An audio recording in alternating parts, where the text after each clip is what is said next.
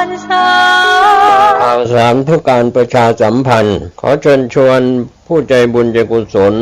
ร่วมงานทำบุญทอดกฐินสามัคคีตรงกับวันเสาร์ที่ 26 ตุลาคม พุทธศักราช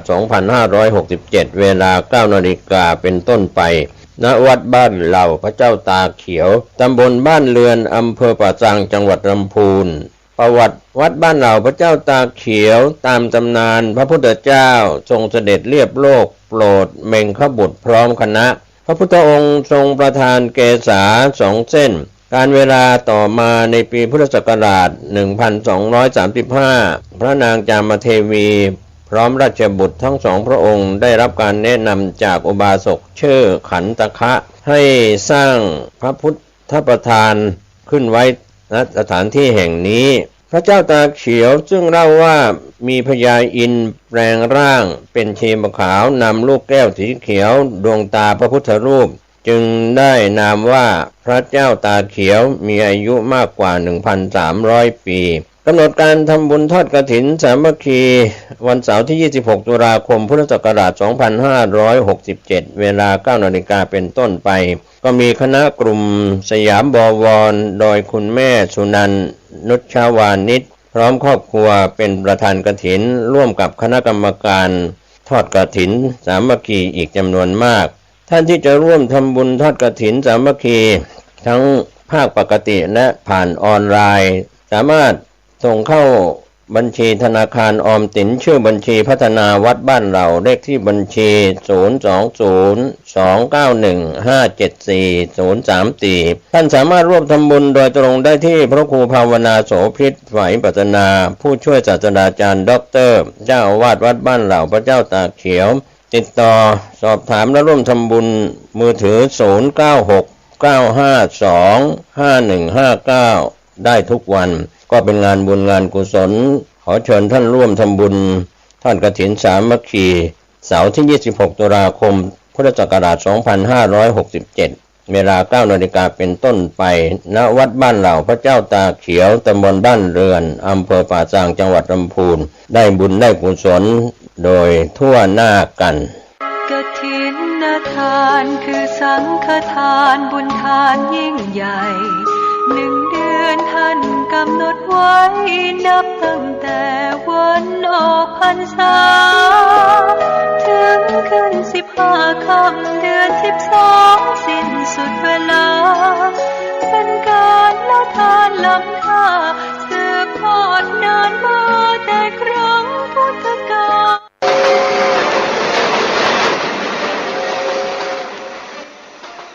ข่าวสารเพื่อการประชาสัมพันธ์กำหนดการฟังเทศรายการรถด่วนขบวนพิเศษในฤดูกาลเข้าพรรษาประจำปีพุทธศักราช 2560 จัดกิจกรรมประจำปีดำเนินงานโดยคณะกรรมการบริหารงานกลุ่มหนุ่มสาวจังหวัดเชียงใหม่รถด่วนขบวนพิเศษเที่ยวที่ 9 อาทิตย์ที่ 22 กันยายนเคลื่อนไปยังศูนย์ปฏิบัติธรรมดอยนางเมาะตำบลอ่อนกลางอำเภอแม่อ่อนจังหวัดเชียงใหม่เวลา 13 นาฬิกาเป็นรายการพิเศษกับรายการรถด่วนขบวนพิเศษที่ทางสายเอกดอยนางเมาะอำเภอแม่อ่อนจังหวัดเชียงใหม่รถด่วนขบวนที่ 10 พุธที่ 25 กันยายนเคลื่อนไปยังวัดช่างเคียนตำบลช้างเผือกอำเภอเมืองเชียงใหม่จังหวัดเชียงใหม่ 20 นาฬิกาฟังพระธรรมเทศนา1 กันรถด่วนขบวนที่ 11 วันพุธที่ 2 ตุลาคมเคลื่อนไปยังวัดฝายหินตำบลสุเทพอำเภอเมืองเชียงใหม่จังหวัดเชียงใหม่ 20 นาฬิกาฟังพระธรรมเทศนา1 กันรถด่วนขบวนที่ 12 พฤหัสบดีที่ 10 ตุลาคมเคลื่อนไปยังวัดศรีโสดาพระอารามหลวงตำบลสุเทพอำเภอเมืองเชียงใหม่จังหวัดเชียงใหม่ 20 นาฬิกาฟังพระธรรมเทศนา1 กันรถด่วนขบวนที่ 13 พฤหัสบดีที่ 17 ตุลาคมเคลื่อนไปยังพุทธสถานเชียงใหม่ตำบลช้างคานอำเภอเมืองเชียงใหม่จังหวัดเชียงใหม่ 20 นาฬิกามีพิธีวันมอบโล่ก็เป็นกิจกรรม ในรายการฟังเทศรถด่วนขบวนพิเศษประจำปี 2567 ก็เชิญท่านผู้ที่สนใจจะได้เดินทางไปร่วมฟังเทศบำเพ็ญกุศลกับรายการรถด่วนขบวนพิเศษได้บุญได้กุศลจากการฟังธรรมบำเพ็ญบุญบารมี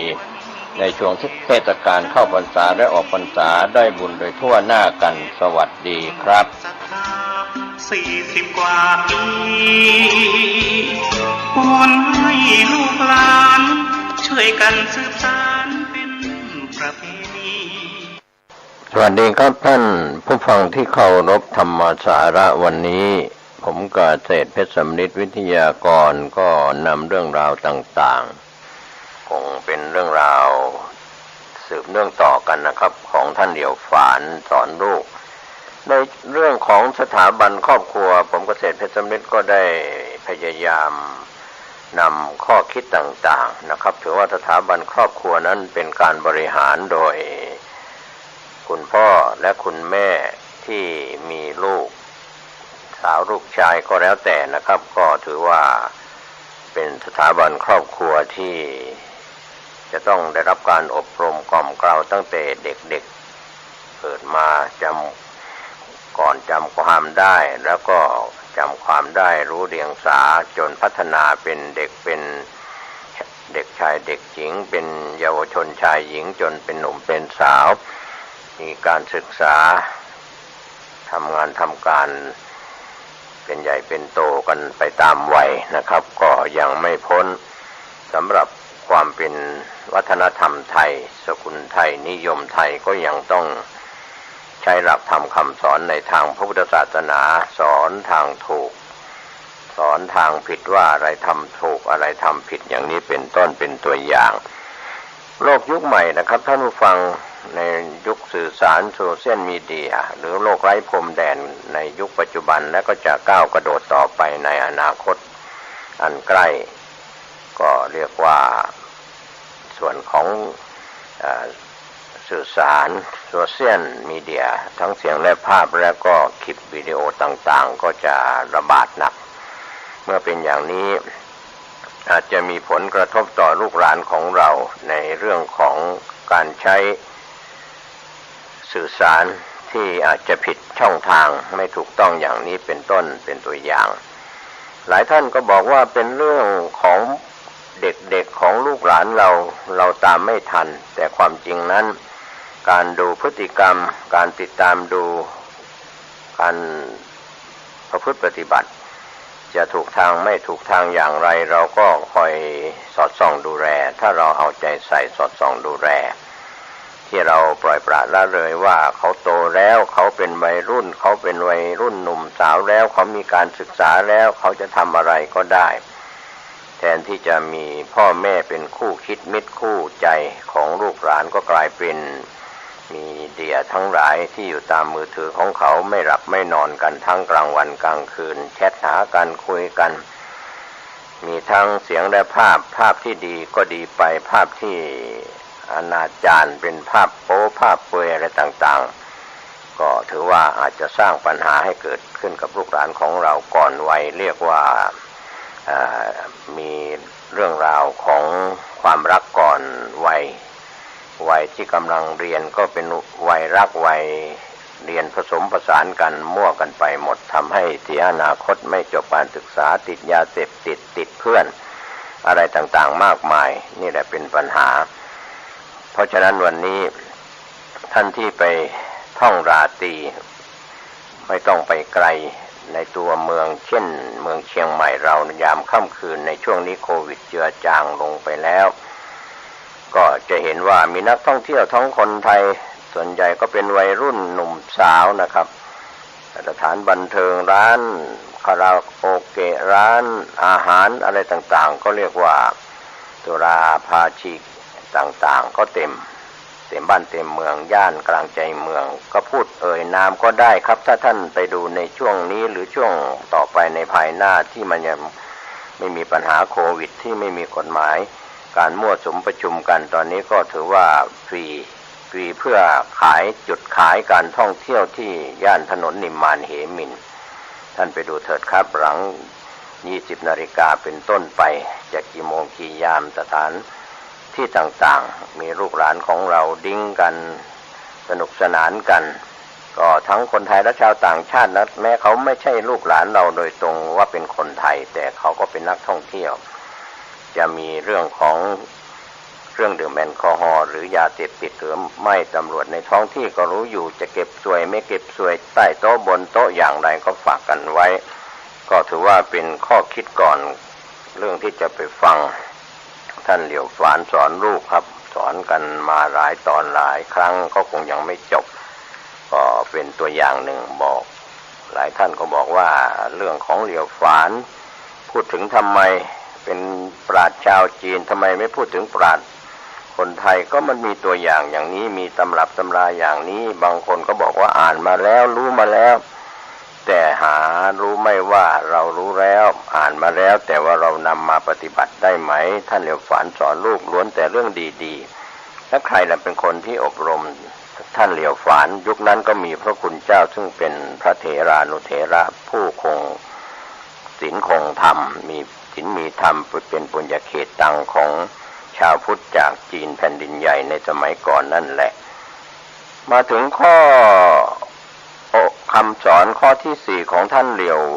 ฝานสอนลูกว่าความถ่อมตนโอวาท3ข้อที่ผ่านไปนั้นล้วนแต่สอนให้ทำความดีส่วนข้อสุดท้ายข้อที่4นี้ท่านสอนให้รู้จักวางตนในการคบหาสมาคมกับบุคคลทั่วไปนี่แหละครับมิตรดีกัลยาณมิตรมิตรชั่วก็เป็นปาปีมิตรนี่แหละสำคัญที่สุดที่ท่านเหลียวฝานสอนลูกแม้ในส่วนที่พระคุณเจ้าพระเถระครูบาอาจารย์ตามวัดวารามต่างๆก็เรื่องของการเสวนาเป็นมงคลไม่เป็นมงคลอเสวนาจะพารานังปันติตานันจะเสวนานะครับมงคล38ข้อ1ข้อ2นี่ก็อย่าไปเรียกว่าไม่ควรเสวนากับคนพาลคนชั่วควรเสวนากับบัณฑิตก็จะได้สิ่งที่เป็นมิ่งมงคลท่านเหลียวฝานบอกว่าให้ยึดคุณธรรมข้อถ่อมตนบอกลูกอย่างนั้นไม่ให้ถืออวดดื้อถือดีว่าตนเป็นผู้วิเศษกว่าคนอื่นผู้อื่นจะได้ไม่มีเรื่องกับใครๆไม่กล้าทำความชั่วสำนึกอยู่เสมอว่าตนเองยังทำความดีไม่เพียงพอแล้วก็มีความก้าวหน้าในการฝึกฝนกับก็เป็นเรื่องที่จะต้องฝึกฝนตัวเองต่อไปและก็ไม่เพียงที่จะต้องหาความรู้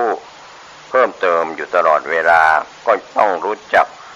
ฝึกตนเองให้เข้ากับคนในสังคมได้นี่แหละคือข้อสำคัญ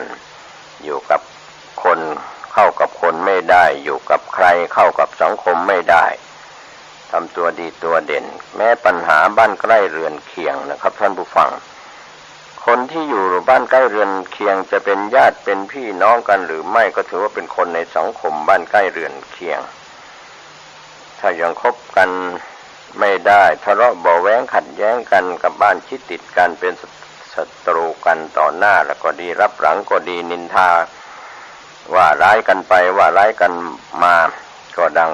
หลายคนที่พูดถึงสุภาพสตรีว่าเป็นคนที่ไม่มีคอหอยก็ชอบนินทาบ้านเหนือบ้านใต้คนนั้นคนนี้เรื่องนั้นเรื่องนี้ครับรวมไปถึงผู้ชายบางคนหรือหลายคนก็แล้วแต่ที่ชอบนินทาบ้านเหนือบ้านใต้คนนั้นคนนี้เรื่องของครอบครัวเขาบ้างเรื่องอะไรการงานบ้างเหล่านี้เรียกว่าก็เกิดศัตรูคนที่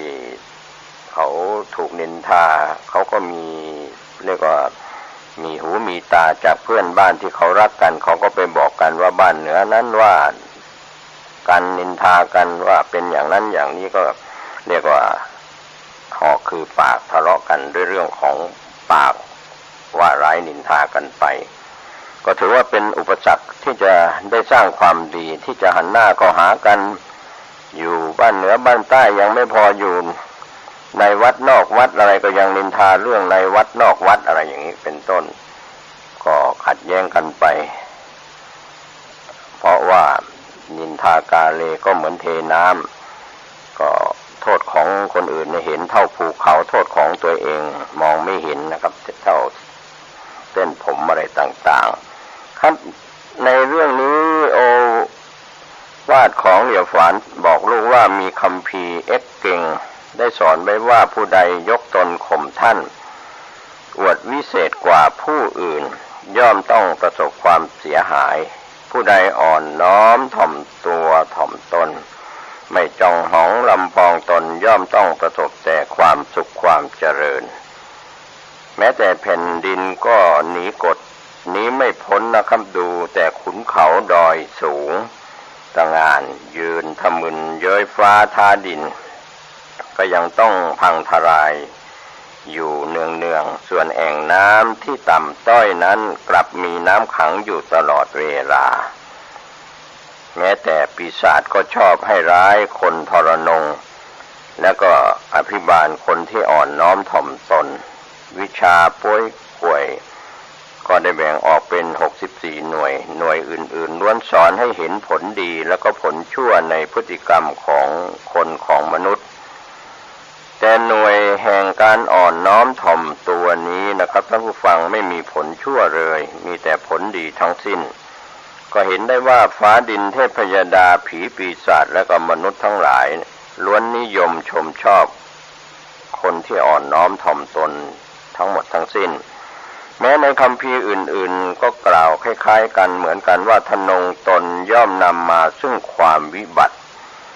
ถ่อมตนย่อมนำมาซึ่งความเจริญโดยเหลียวฝานพูดกับลูกว่าพ่อได้ไปร่วมสอบไล่กับนักศึกษาอื่นๆตั้งหลายครั้งทุกครั้งพ่อสังเกตเห็นนักศึกษาที่ยากจนบางคนบนใบหน้านั้นมักจะทอประกายแห่งความถ่อมตนจนบางครั้งพ่อก็คิดอยากจะเอามือทั้งสองของพ่อไปประคองประกายแห่งความถ่อมตนของคนที่อยู่ตรงหน้าเรียกว่าเอาประกายนั้นมาประดับบนใบหน้าของพ่อเสียบ้างและก็ไม่ต้องสงสัยเลยว่าพวกเขาเหล่านั้นสอบไล่ได้ทุกทีไปเมื่อตอนที่พ่อเข้ามาสอบในเมืองหลวงมีเพื่อนนักศึกษาร่วมเดินทางมาด้วยรวมทั้งหมด10 คนด้วยกันพ่อสังเกตดูเห็นมีคนหนึ่งที่อายุน้อยที่สุดมีชื่อว่าปิงเป็นคนเดียวที่มีความสงบเสงี่ยมเจียมตนมีความถ่อมตนอยู่เป็นเนืองนิดพ่อจึงบอกกับเพื่อนว่าคนนี้ต้องสอบไล่ได้แน่นอนเพื่อนก็ถามว่าทำไมพ่อจึงรู้ล่วงหน้าได้เล่าพ่อก็ตอบไปว่าความถ่อมตนย่อมนำมาซึ่งความเจริญในหมู่พวกเรา10 คนนี้มีใครบ้างที่ชื่อและเรียกว่ามีความซื่อสัตย์และก็จริงใจเหมือนเขาคอยเอาใจใส่เพื่อนไม่เคยเอาเปรียบใครเลยแม้ใครจะหยอกล้อก็ไม่โกรธตอบใครนินทาว่าร้ายก็ไม่โต้เถียงสำรวมระวังไม่ยอมปล่อยตัวปล่อยใจไปตามอารมณ์เหมือนคนอื่นๆถือว่าคนเช่นนี้แม้แต่ผีสางเทวดาฟ้าดินก็ยังต้องให้ความคุ้มครองและก็ช่วยเหลือเมื่อผลการสอบไล่ครั้งนั้นปรากฏออกมาก็เป็นจริงดังที่พ่อคาดไว้ทุกประการเหลียวฝานคุยกับลูกอย่างนั้นในปีพุทธศักราช 2120 พ่ออยู่ในเมืองหลวงพักกับเพื่อนชื่อไข่จือแซ่เผิงพ่อสังเกตดูรู้สึกเขาเปลี่ยนแปลงไปมากเมื่อเด็กๆเขาขี้เล่นซุกซนแล้วก็เจ้าอารมณ์แต่บัดนี้ดูเขามีสติควบคุมอารมณ์ได้ดีมากเขามีเพื่อนอยู่คนหนึ่งเป็นคนดีมากฉลาดซื่อตรงชอบช่วยเหลือเพื่อนคุณธรรม3 ประการนี้สมแล้วที่จะขนานนามเขาว่าเป็นกัลยาณมิตรเขามักจะติเตียนใครเจอต่อหน้าใครเจอไม่เคยโกรธหรือโต้ตอบเขาเลยรับฟังอย่างอารมณ์ดีเสมอพ่อจึงบอกเขาว่านิสัยอันดีงามของเขานี้ย่อมเป็นปัจจัยเขานำไปสู่ความมีบุญภาวาสนาส่ง ส่วนคนที่ต้องประสบเคราะห์กรรมก็เป็นเพราะเขาสร้างนิสัยไม่ดีงามเป็นเหตุเป็นปัจจัยก็เลยนำเขาไปสู่ความหายนะเช่นเดียวกันสำหรับเพื่อนๆแม้ฟ้าดินก็ต้องประทานความช่วยเหลือปีนี้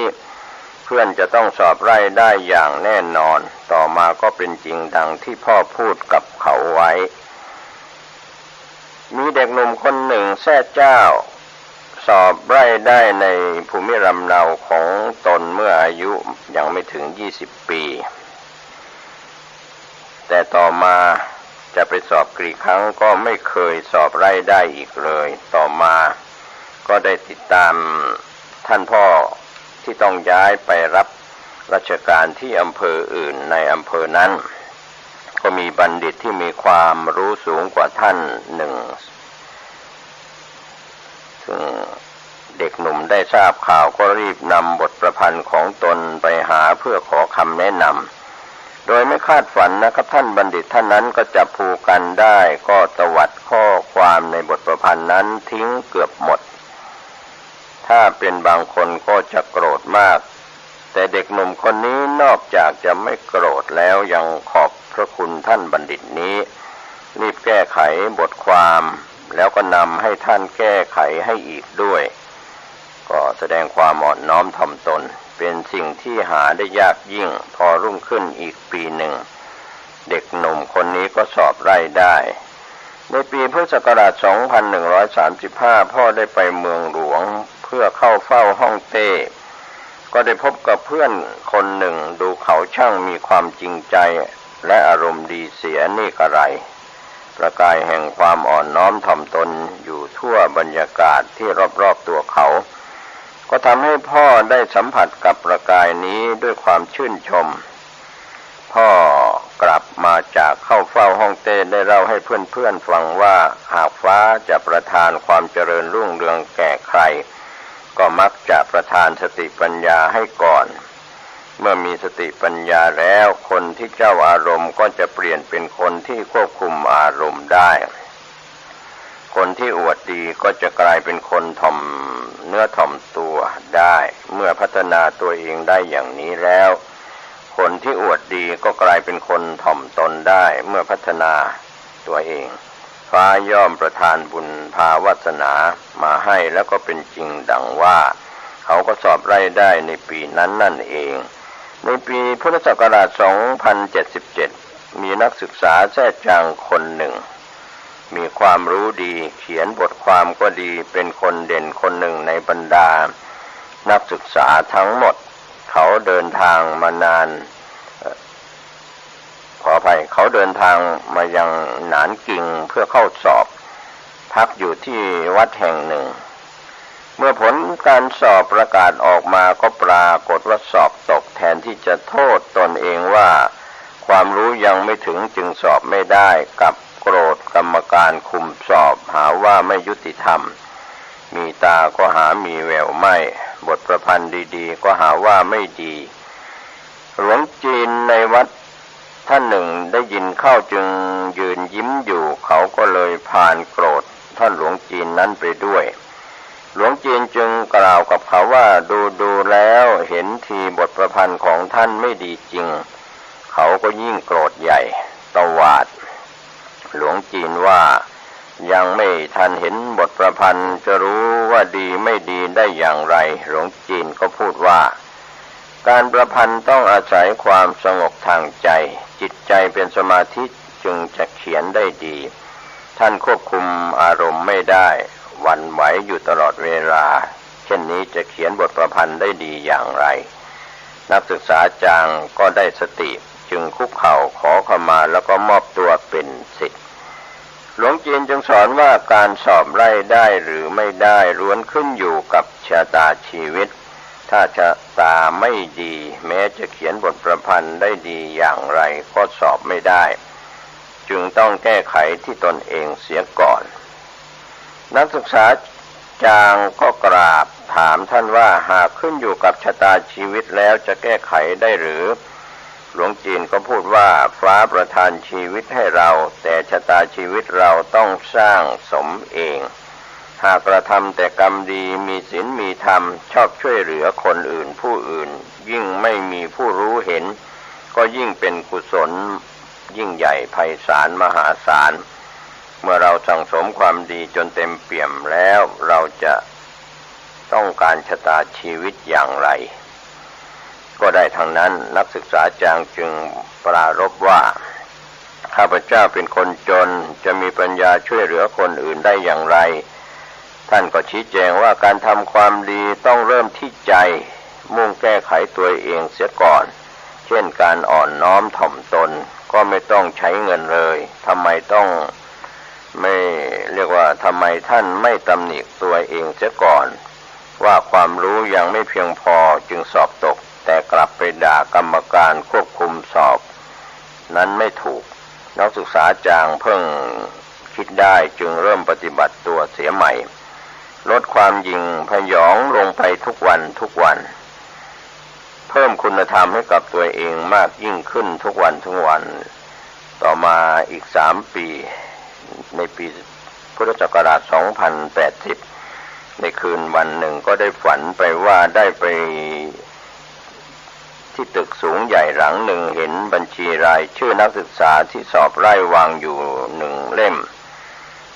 เมื่อเปิดออกมาดูก็เห็นทุกหน้ามีช่องว่างก็เกิดความสงสัยถามคนที่ยืนอยู่ใกล้ๆว่าทำไมบัญชีรายชื่อนักศึกษาที่สอบไล่ได้แล้วจึงมีการคัดออกอีกเล่าก็ได้รับคำตอบว่าเนื่องจากผู้ที่สอบไล่ได้แล้วจะต้องผ่านการตรวจสอบในยมโลกทุกๆ3 ปีถ้าใครมีความประพฤติไม่ดีไม่อยู่ในธรรมก็จะถูกคัดชื่อออกจะสอบอีกอย่างไรก็สอบไม่ได้แล้วก็ชี้ไปยังที่ว่างบนสมุดบัญชีนั้นว่า3 ปีมานี้เจ้าตั้งใจฝึกฝนให้ก้าวหน้าไปมากจะเอาชื่อเจ้าไว้ตรงนี้ขอให้เจ้ารักตนสงวนตัวอย่าได้วู่วามทำผิดเหมือนดังก่อนที่เคยทำมาในปีนั้นเขาก็สอบไล่ได้ลำดับที่105เมื่อดูเหตุการณ์ที่ผ่านมาแล้วนะครับท่านผู้ฟังย่อมจะเห็นได้ว่าสูง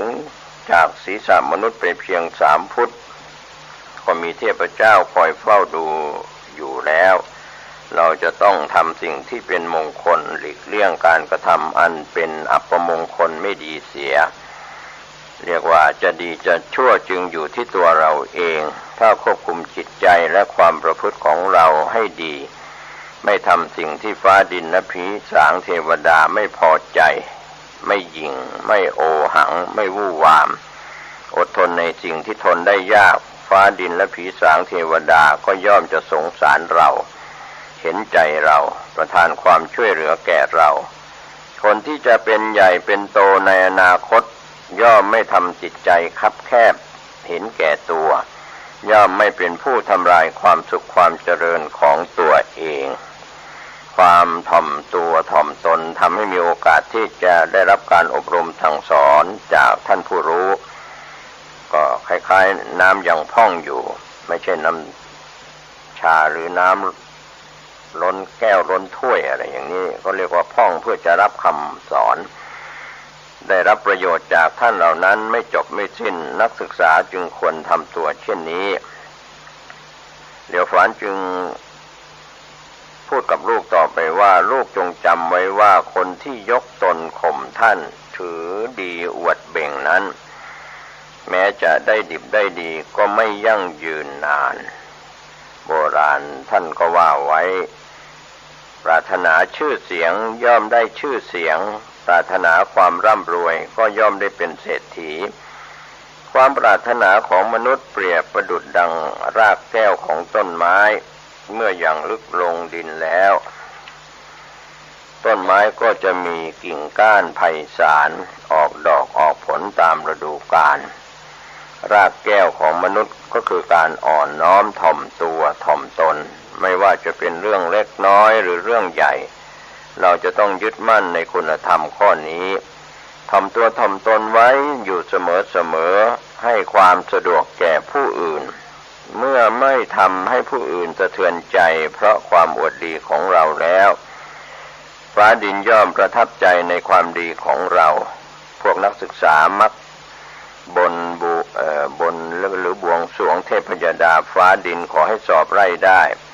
แต่พวกนี้ไม่ค่อยมีความจริงใจการบนบานบวงสรวงจึงไม่ได้ผลท่านนักปราชญ์เมืองจื้อพูดกับพระเจ้าฉีเซเวียนอองว่าพระองค์โปรดดนตรีถ้าโปรดด้วยความจริงใจแล้วไซร้ชะตาของประเทศฉีก็จะรุ่งเรืองสุขใสเป็นแน่แต่นี่พระองค์โปรดดนตรีเพื่อความสุขของพระองค์เองหากพระองค์สามารถขยายความสุขส่วนพระองค์นี้ให้แผ่ไพศาลไปในดวงใจของราษฎรทุกคนแล้วไซร้ราษฎรก็จะมีความสุขเหมือนดั่งพระองค์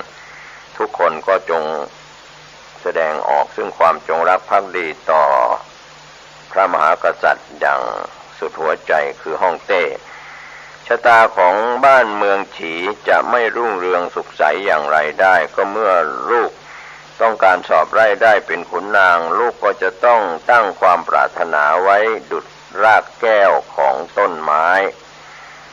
แน่วแน่ที่จะทำความดีไม่ท้อถอยสั่งสมความดีงามให้ทุกๆวันมีความดีเกิดขึ้นลดความถือ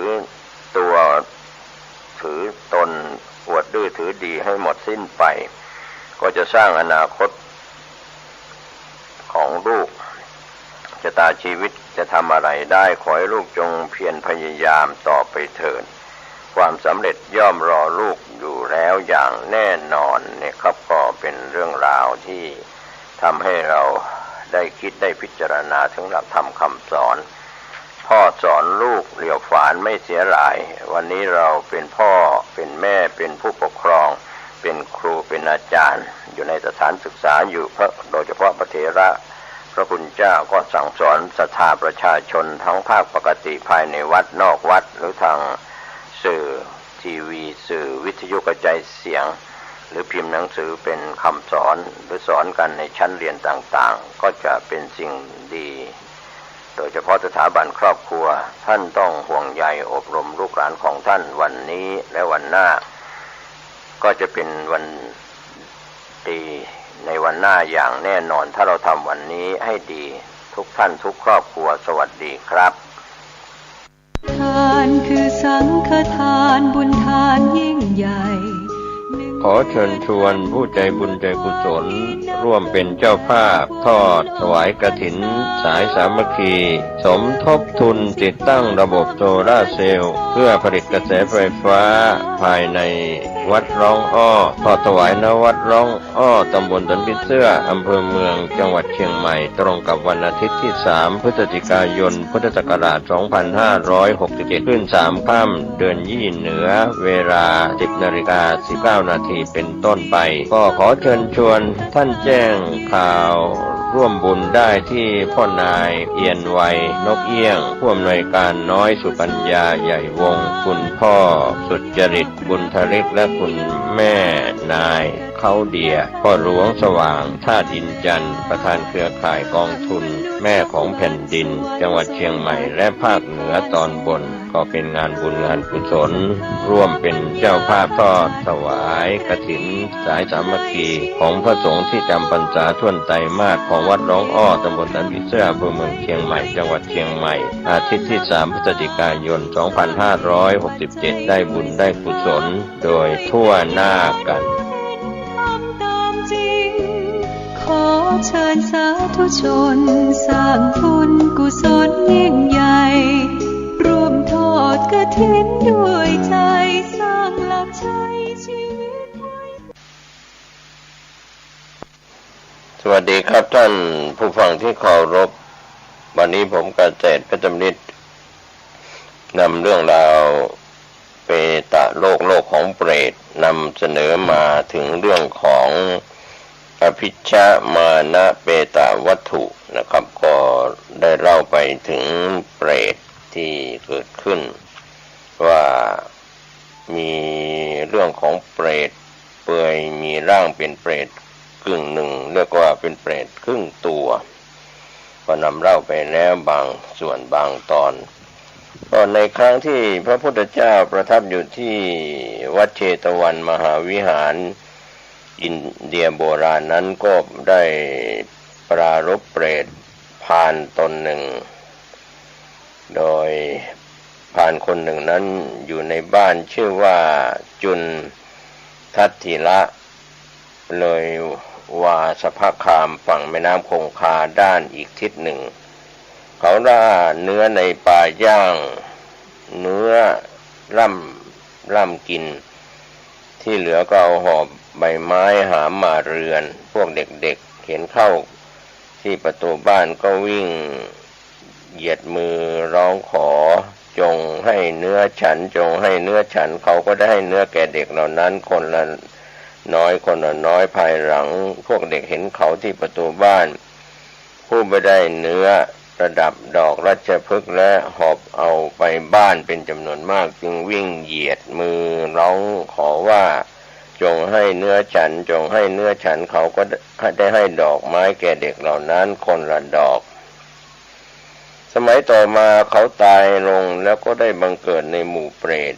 เป็นผู้เปื่อยกายมีรูปน่าเกลียดเห็นข้าวก็น่าสะพรึงกลัวไม่รู้จักข้าวและน้ำแม้แต่ในความฝันทัดทรงกำดอกราชพฤกษ์และดอกโกสุมบนศีรษะคิดว่าเราจะได้อะไรในสำนักของพวกญาติในจุนทัต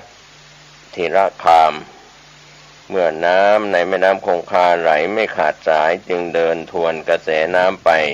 สมัยนั้นอมาตย์ของพระเจ้าพิมพิสารชื่อว่าโกริยะปราบ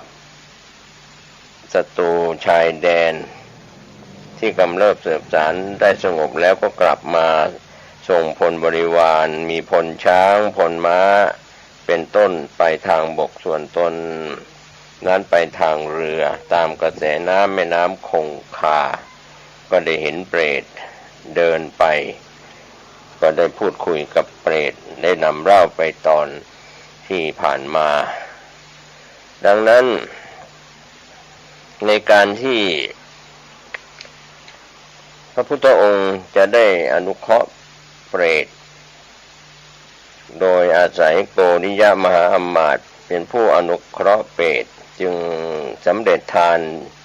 ทำบุญทำทานหลังจากพระอาทิตย์ขึ้นแล้วก็ในกรุงพาราณสีนั้นพระผู้มีพระภาคเจ้าเสด็จมาทางอากาศเพื่ออนุเคราะห์เปรตประทับยืนที่ฝั่งแม่น้ำคงคาฝ่ายโกริยมหาอมาตย์ก็ลงจากเรือด้วยความรื่นเริงร่าเริงนิมนต์พระพุทธเจ้าให้รับอาหารรับบิณฑบาตในวันรุ่งขึ้นพระพุทธองค์อนุเคราะห์โดยดุษณีภาพโกริยมหาอมาตย์ก็ทราบว่าพระพุทธเจ้ารับนิมนต์แล้วก็ได้สร้างสาขามณฑปใหญ่ในภูมิภาคอันน่ารื่นรมย์ประดับประดาด้วยผ้าต่างชนิดอันวิจิตรด้วยสีย้อมต่างๆเบื้องบนและด้านข้างๆทั้งสี่ด้านก็ให้ปูอาสนะถวายพระพุทธเจ้าพระพุทธองค์ทรงประทับนั่งบนอาสนะที่ตกแต่งไว้ลำดับนั้นมหาอมาตย์ก็เข้าไปเฝ้าพระพุทธเจ้าบูชาด้วยเครื่องสักการะมีของหอมดอกไม้เป็นจำนวนมากถวายบังคมแล้วก็นั่งอยู่ที่ควรส่วนหนึ่งแล้วก็กราบทูลคำที่ตนกล่าวและคำโต้ตอบของเปรตในหนหลังพระพุทธองค์ทรงดำริว่าขอสงฆ์จงมาพร้อมกับที่พระองค์ทรงพระดำรินั้นภิกษุสงฆ์อันเป็นพุทธานุภาพอานุภาพของพระพุทธเจ้าพากันแวดล้อมพระธรรมราชาพระพุทธเจ้าหยุดฝูงหงส์ทองพากันแวดล้อมพญาหงส์ทัตตรสในขณะนั้นนั่นเองมหาชนพากันประชุมด้วยถ้อยคำว่าจะมีธรรมเทศนาอันยิ่งมหาอมาตย์เห็นด้วยดังนั้นก็มีจิตเลื่อมใสจึงอังคาดประเคนภิกษุสงฆ์มีพระพุทธเจ้าเป็นประธานให้อิ่มหนำด้วยอาหาร หาชนียะและโภชนียะอันประณีตพระพุทธเจ้าเสวยพระกยาหารเสร็จแล้วเพื่อจะอนุเคราะห์มหาชนจึงทรงอธิษฐานว่าขอคนชาวบ้านใกล้กรุงพาราณสีจงประชุมกันเถิดเมื่อมหาชนทั้งหมดนั้นได้ประชุมกันด้วยกำลังพฤทธิ์พระองค์ก็ได้ทรงทำเปรตเป็นอันมากให้ปรากฏแก่มหาอมาตย์บรรดาเปรตเหล่านั้นบางพวกนุ่งผ้าท่อนเก่าขาดวิ่นบางพวกเอาผมของตนเองปิดอวัยวะที่ละอายบางพวกเปลือยกายมีรูปเหมือนตอนเกิดถูกความหิวกระหายครอบงำมีหนังหุ้มห่อไว้มีร่างกายเพียงแต่กระดูกเที่ยวหมุนเคว้งไปข้างโน้นข้างนี้ปรากฏแก่สายตาของมหาชนเหล่านั้นโดยเป็นที่ประจักษ์สายตาพระพุทธเจ้าทรงปรุงแต่งอิทธาภิสังขารคือบันดาลด้วยพระฤทธิ์ประการที่เปรตเหล่านั้นประชุมพร้อมกันประกาศความชั่วของตนทำแก่มหาชนเปรตเราอื่นบางพวกก็นุ่งผ้าคีริ้วขาดลุ่งริ่งบางพวกก็นุ่งผมแทนผ้าหลีกไปยังทิศน้อยทิศใหญ่เพื่อหาอาหารบางพวกวิ่งไปแม้ในที่ไกลไม่ได้อะไรก็กลับมาบางพวกสลบแล้วเพราะความหิวกระหายนอนกลิ้งเกลือกบนพื้นดินบางพวกล้มลงที่แผ่นดินในที่ที่ตนวิ่งไปนั้นร้องไห้ร่ำไรว่าเราทั้งหลายไม่ได้ทำบุญกุศลไว้ในการก่อนจึงได้ถูกไฟคือความหิวความกระหายเผาอยู่ดูดถูกไฟเผาในที่ร้อนเมื่อก่อนพวกเรามีธรรมอรามกไม่สะอาดเป็นหญิงแม่เรือนมารดาทารกในตระกูลเมื่อทายธรรมทั้งหลายมีอยู่ไม่ทำเป็นที่พึ่งให้กับตนก็ข้าวและน้ำมีมากแต่เราไม่ได้ทำการแจกจ่ายให้ทานแล้วก็ไม่ได้ให้อะไรในบรรพชิตผู้ปฏิบัติชอบอยากทำแต่กรรมที่คนดีเขาไม่ทำเกียจคร้านใคร่แต่ความสำราญกินมากแม้ให้แต่เพียงโภชนะก้อนหนึ่งก็ยังด่าว่าผู้รับปฏิฆาหกผู้รับอาหารสมบัติทั้งหลายมีเรือนธาตุทาสีธาตุและเครื่องอาภรณ์ของเราเหล่านั้นไม่สำเร็จประโยชน์แก่พวกเราพวกเขาก็ไปบำเรอคนอื่นหมดพวกเรามีแต่ส่วนของความทุกข์ตายจากการเป็นเปรตนี้ก็จะไปเกิดในตระกูลอันต่ำช้าเร็วทรามตระกูลจักสารตระกูลช่างรถตระกูลนายพรานตระกูลคนจันทานตระกูลคนกำพร้าตระกูลช่างกันระบบเป็นช่างตัดผมนี่เป็นคติที่ไปของความตนีส่วนทายกทั้งหลายผู้ได้ทำบุญไว้ในชาติก่อนปราศจากความตระหนี่ถี่เหนียวให้ทานเป็นนิจย่อมทำสวรรค์สมบัติให้บริบูรณ์แล้วก็ทำสวนนันทวันให้สว่างไสวรื่นรมแล้วในเวชยันตปราศาสตร์สำเร็จความปรารถนาในสิ่งที่น่าใคร่ขันตายจากเทวโลกสวรรค์แล้วย่อมเกิดในตระกูลสูงมีโภคะมากในตระกูลคนมีเรือนยอดและปราสาทราชมณฑีมีบัลลังก์ลาดด้วยผ้าโกเชามีเราบุรุษและสตรีถือพัดอันประดับด้วยแววหางนกยูงคอยพัดอยู่ในเวลาเป็นทารกเป็นเด็กก็ทัดทรงดอกไม้ตกแต่งร่างกายหมู่ญาติพี่เลี้ยงนางนมผัดกันอุ้มไม่ต้องลงสู่พื้นดินอัญชนผู้ปรารถนาให้มีความสุขเข้าไปบำรุงอยู่ทั้งตอนเช้าตอนเย็นตลอดชาติสวนอุทยานของเทวดาเหล่าไตรทศชื่อว่านันทนวันเป็นสถานที่ไม่เศร้าโศกน่ารื่นรมนี้ย่อมไม่มีแก่ชนผู้ไม่ได้ทำบุญไว้ความสุขในโลกหน้าย่อมมีเฉพาะแต่คนผู้ทำบุญไว้ผู้ปรารถนาความเป็นสหายแห่งเทวดาเหล่าไตรทศก็จงทำบุญกุศลไว้ให้มากเพราะว่า บุคคลผู้ทำบุญไว้ย่อมบันเทิงใจอยู่ในสวรรค์เพียบพร้อมด้วย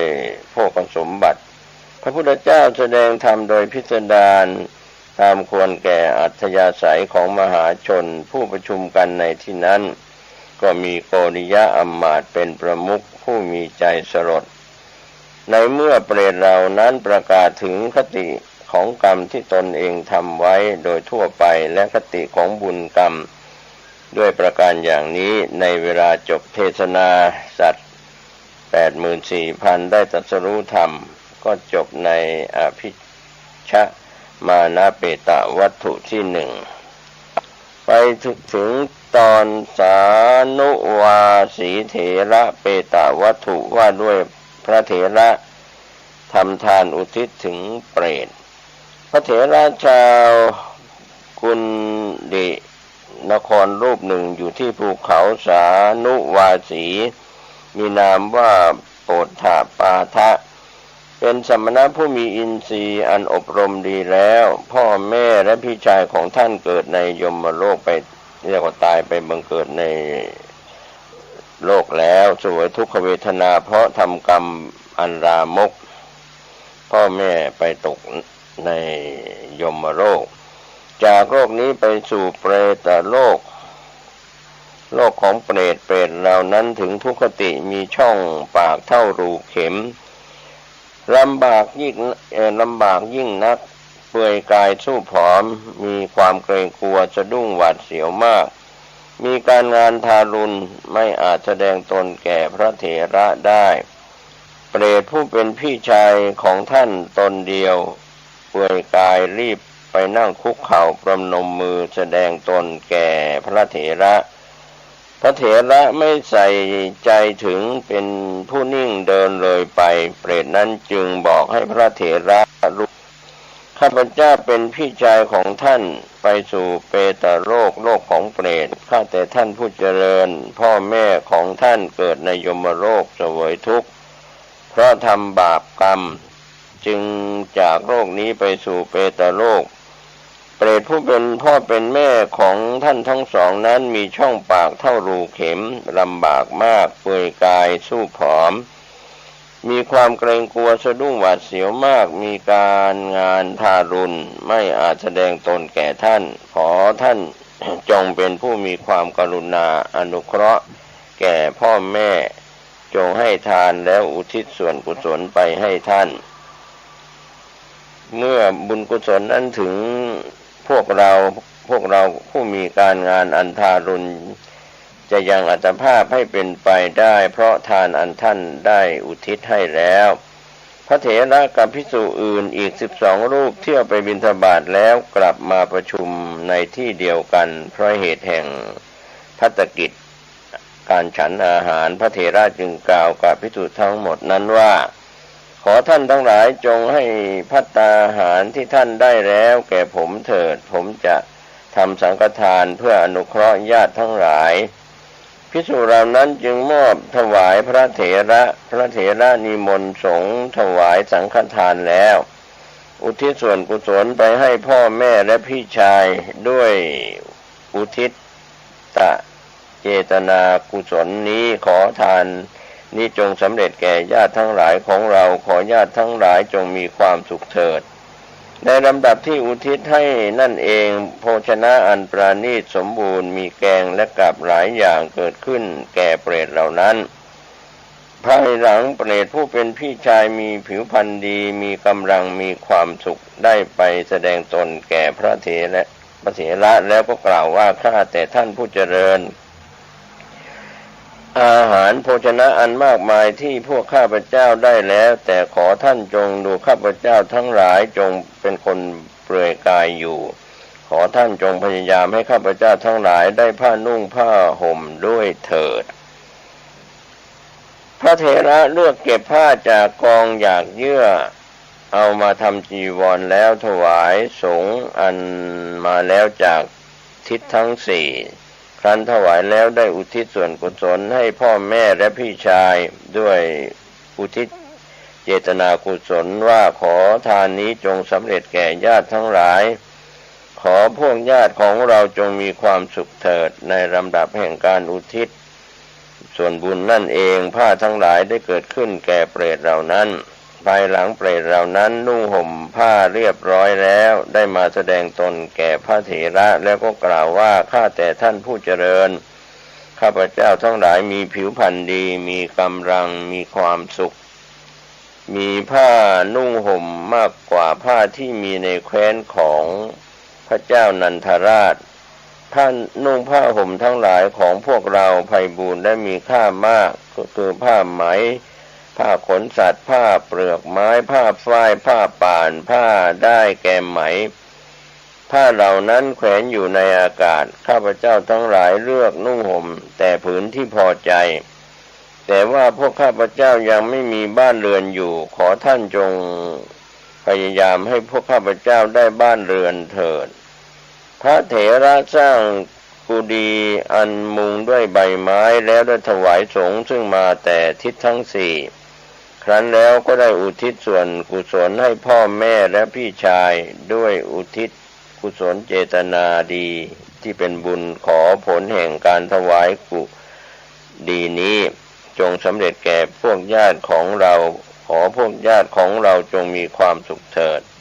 ในลำดับนั้นแห่งการอุทิศนั่นเองเรือนทั้งหลายมีปราสาทและเรือนอย่างอื่นๆอันบุญกรรมกำหนดแบ่งไว้เป็นส่วนๆเกิดขึ้นแล้วแก่เปรตเหล่านั้นเรือนของพวกเราในเปตโลกนี้ไม่เหมือนกับเรือนในโลกของมนุษย์เรือนของพวกเราในเปตโลกนี้งามรุ่งเรืองสว่างไสวไปทั่วทั้ง8 ทิศเหมือนเรือนในเทวโลกเมืองสวรรค์แต่พวกเรายังไม่มีน้ำดื่มข้าแต่ท่านผู้เจริญขอท่านจงพยายามให้พวกข้าพเจ้าได้น้ำดื่มด้วยเถิดพระเถระจึงตักน้ำเต็มธรรมกฬกแล้วถวายสงฆ์ซึ่งมาจากทิศทั้งสี่ครั้นแล้วได้อุทิศส่วนกุศลความดีเป็นบุญให้แก่พ่อแม่และพี่ชายด้วยอุทิศกุศลเจตนาว่าขอผลทานนี้จงสำเร็จแก่พวกญาติของเราขอพวกญาติของเราจงมีความสุขเถิดในลำดับแห่งการอุทิศนั่นเองน้ำคือสระโบกรณีกว้าง4 เหลี่ยมลึกมีน้ำเย็นมีท่าเรียบดีมีกลิ่นหอมหาที่เปรียบมิได้ดารดาษด้วยกอบบัวและอุบลเต็มด้วยละอองเกสรบัวอันร่วงบนวารีนในสายน้ำได้เกิดขึ้นเปรตเหล่านั้นอาบและดื่มกินในสระนั้นแล้วไปแสดงตนแก่พระเถระแล้วก็กล่าวว่าข้าแต่ท่านผู้เจริญน้ำดื่มของพวกข้าพเจ้ามากเพียงพอในบาปย่อมเผ็ดผลเป็นทุกข์แก่พวกข้าพเจ้าพวกข้าพเจ้าพากันเที่ยวไปลำบากในภูมิภาคอันมีก้อนกรวดและหน่อหญ้าคาขอท่านพยายามให้พวกข้าพเจ้าได้ญาณอย่างใดอย่างหนึ่งเถิดพระเถระได้รองเท้าแล้วถวายสงฆ์ที่มาจากทิศทั้งสี่ครั้นแล้วอุทิศส่วนกุศลให้พ่อแม่และพี่ชายด้วยอุทิศเจตนากุศลว่าขอผลแห่งทานนี้จงสำเร็จแก่พวกญาติของเราขอพวกญาติของเราจงมีความสุขเถิดในลำดับแห่งการอุทิศบุญนั่นเองเปรตทั้งหลายได้พากันมาแสดงตนให้ปรากฏพร้อมด้วยรถแล้วก็กล่าวว่าข้าแต่ท่านผู้เจริญพวกข้าพเจ้า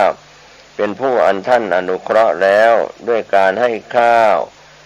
ให้ผ้านุ่งห่มเรือนน้ำดื่มและยานเพราะฉะนั้นข้าพเจ้าทั้งหลายจึงมาเพื่อจะไหว้ท่านผู้เป็นมุนีมีความกรุณาในโลกครับก็เป็นเรื่องราวในสานุวารีเถระเปตวัตถุที่2เรื่องนี้มีการเสนอชี้แจงเพิ่มเติมว่าครั้งนั้นพระพุทธเจ้าประทับอยู่ที่วัดเวรุวันป่าไผ่ทรงปรารภเปรตผู้เป็นญาติของท่านพระสานุวาสีเถระตรัสพระธรรมเทศนาว่าได้ยินว่าในอดีตการเวลาที่ผ่านมาในกรุงพาราณสี พระราชโอรสของพระราชาทรงพระนามว่ากิตตวะทรงกรีธาในพระราชอุทยานเมื่อเสด็จกลับทรงทอดพระเนตรเห็นพระปัจเจกพุทธเจ้าพระองค์หนึ่งนามว่าสุเนศกำลังเที่ยวบิณฑบาตออกจากพระนครเป็นผู้มาเมาด้วยความเมาเพราะความเป็นใหญ่มีจิตคิดประทุษร้ายว่าสมณะโร้นนี้ไม่กระทำบัญชลีอะไรแก่เราเดินไปเสด็จลงจากคอช้างแล้วถามว่าท่านได้บิณฑบาตบ้างไหมจึงรับบาตรจากมือแล้วทุ่มลงไปบนพื้นดินให้ตกไปลำดับนั้นพระราชโอรสนั้นมีความอาฆาตในฐานะอันไม่สมควรมีจิตคิดประทุษร้ายพระปัจเจกพุทธเจ้านั้นผู้ไม่ได้แสดงความวิการะโต้ตอบเพราะท่านถึงความคงที่เป็นผู้มีจิตผ่องใสอันประกอบด้วยโสมนัสเวทนายินดีปีดาแผ่ไปด้วยความมีอำนาจกรุณาตรวจดูอยู่ในที่ทุกสถานจึงตรัสว่าท่านไม่รู้จักเราผู้เป็นพระราชโอรสของพระเจ้ากิตตวะดอกหรือท่านมองดูอยู่จะทำอะไรเราได้เมื่อไม่อาจทำอะไรอีกจึงหลีกไปก็พอพระราชโอรสหลีกไปเท่านั้นก็เกิดความเร่าร้อนในร่างกายเป็นกำลังเปรียบเหมือนความเร่าร้อนแห่งไฟในนรกเพราะวิบากกรรมนั้นพระราชโอรสนั้นจึงมีกายถูกความเร่าร้อนเป็นอันมากครอบงำถูกทุกขเวทนาอย่างแรงกล้าเสียดแทงตายแล้วไปบังเกิดในอเวจีมหาทานคือสังฆทานบุญทานยิ่งใหญ่ขอเชิญชวนผู้ใจบุญใจกุศลร่วมเป็นเจ้าภาพทอดถวายกฐินสายสามัคคีสมทบทุนติดตั้งระบบโซล่าร์เซลล์เพื่อผลิตกระแสไฟฟ้าภายในวัดร้องอ้อทอดถวายณวัดร้องอ้อตำบลสันปิเสื้ออำเภอเมืองจังหวัดเชียงใหม่ตรงกับวันอาทิตย์ที่3พฤศจิกายนพุทธศักราช2567ขึ้น3ค่ำเดือนยี่เหนือเวลา 10:19 นาทีเป็นต้นไปก็ขอเชิญชวนท่านแจ้งข่าวร่วมบุญได้ที่พ่อนายเอียนไวนกเอี้ยงผู้อำนวยการน้อยสุกัญญาใหญ่วงศ์คุณพ่อสุจริตบุญทริกและคุณแม่นายเขาเดียพ่อหลวงสว่างธาตุอินจันทร์ประธานเครือข่ายกองทุนแม่ของแผ่นดินจังหวัดเชียงใหม่และภาคเหนือตอนบนก็เป็นงานบุญงานกุศลร่วมเป็นเจ้าภาพทอดถวายกฐินสายสามัคคีของพระสงฆ์ที่จำพรรษาท่วนไตรมาสของวัดร้องอ้อตำบลสันปิเสื้ออำเภอเมืองเชียงใหม่จังหวัดเชียงใหม่อาทิตย์ที่3พฤศจิกายน2567ได้บุญได้กุศลโดยทั่วหน้ากันขอเชิญสาธุชนสร้างบุญกุศลยิ่งใหญ่ร่วมทอดกฐินด้วย